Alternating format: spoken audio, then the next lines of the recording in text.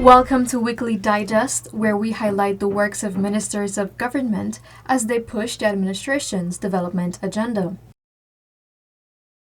Agriculture continues to receive substantial sums of investment to increase food production over the years. These investments continue to sustain key policies and the execution of developmental projects while supporting the longevity of the sector. From 2020 to 2023, the sum of $122 billion was pumped into Guyana's agriculture sector with heavy emphasis to expand various developmental projects while implementing new programs. Many countries around the world are contracting. Today, only the agriculture sector alone is growing by 7%. And this year, we'll see it grow by almost 10.4%. While remaining on track to achieve CARICOM's 25 by 2025 goal, the country continues to establish itself as a leader in agriculture. Minister of Agriculture Zulfikar Mustafa has disclosed that Guyana will not renege on its decision for the black belly sheep program to be rolled out shortly in Region 5. He also explained why the program has been delayed. We are working with Barbados jointly on this program. Barbados has to secure these sheep before they give us. Barbados told me last year that we'll receive the sheep at some point in time. And when you look at the budget, you'll see that we have catered for that tranche to come in Guyana before the first half of this year. The Rose Hall Sugar Estate is scheduled to commence grinding of sugar canes by the end of next month. This was announced by Minister Mustafa during the consideration of the 2024 budget estimates in the Parliamentary Committee of Supply in the National Assembly. You will repair the boiler, but during the course of grinding, you might find a leakage. You have to repair it. And that will be a continuous process. All those arrangements, all the repairs are in process and will be completed for the Rose Hall Estate to commence grinding. As part of the agenda for the modernization of Guyana's legal framework, the concept of restorative justice is gradually taking center stage. Restorative justice is an alternative approach that seeks to repair harm through the involvement of the victim, the offender, and the community. A two-day training session commenced at the Guyana Police Force Officers Mess Hall, which is benefiting 70 persons, including Tashaus, prison and probation officers, and representatives of non-governmental organizations. Restorative justice allows you to stop that cycle and to find out why this person is back before the court. And if you are able to find out why, perhaps you can give him a chance. On Tuesday, ExxonMobil Guyana conducted a field oil spill response exercise to test the readiness and effectiveness of its team, equipment, and processes. This exercise seeks to ensure that in the unlikely event of an oil spill, there is adequate in-country response capacity. The Guyana Energy Conference and Supply Chain Expo this year has so far attracted participation from more than 21 countries, with close to 200 exhibitors, 30 sponsors, and will feature 19 sectors. The event will be held in Guyana from February 19 to 22 this year. This conference is important for our local private sector to network, to engage, to build partnership with international companies, because that is something that as a government we have advocated for from the inception.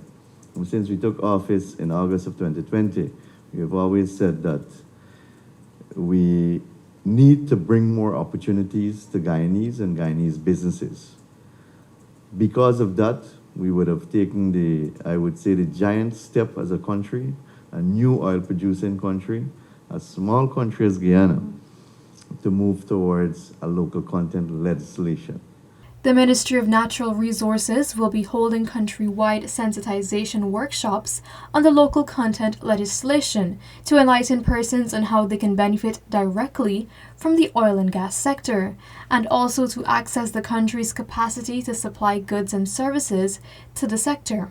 Minister of Natural Resources Vikram Bharat revealed that the workshops will start just after the 2024 national budget is passed and will involve the ministry, the operators, and even some of the contractors. Reason for doing that is to ensure that people understand truly what is local content and how they can benefit from it. Because we here in Joshua, we hear about it every day. We are part of it. We benefit from it. But if you go maybe to Kukwani, to Crabo Creek, to Escobar Coast, to Region 9 in Letem, they probably heard about it. They probably saw it on the news, but they don't know exactly how they can actually benefit from the local content legislation. As the Ministry of Health continues the decentralization of healthcare services and programs, Region 6 has been equipped with a medical laboratory program.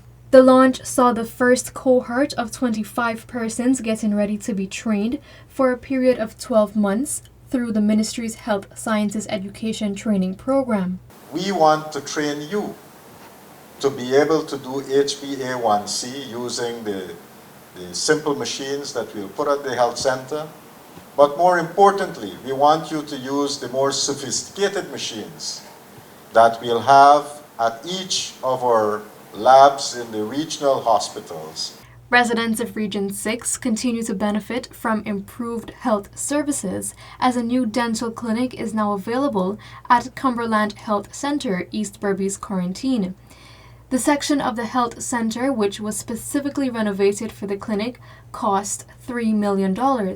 Commissioning the new clinic was Minister Anthony, who stressed the importance of dental hygiene and encouraged the residents to make use of the services that have now been brought closer to them. Primary health care in Region 6 will further be boosted as a spanking new $20.3 million health center was commissioned at Skepmode, East Bank, Berbice on Saturday. Speaking at the commissioning of the 42nd health facility in the region, Minister Anthony stressed that government is committed to expanding and advancing quality health care in the country. We want people, wherever you're living in this country, to be able to access health care service. That is very, very important to us. And when we talk about primary health care, we want, if a child has problems, they must be able to access care. If an older person got a health problem, they must be able to access care. The Guyana Teachers Union, GTU, has made a call for teachers to stage an industrial action from February 5 to 16 to demonstrate their disapproval with the actions and non-actions of the Ministry of Labour. In spite of the alleged threats, Minister Hamilton is urging teachers to abstain from the civil disobedience, deeming it illegal and illegitimate. Do not allow the Guyana Teachers Union and its executive to threaten you or intimidate you.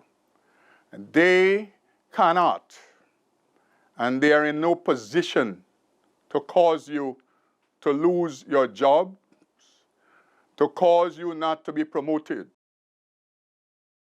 To eradicate squatting, Guyana has created a plan that removes these persons from government reserves, making them owners of titled lands.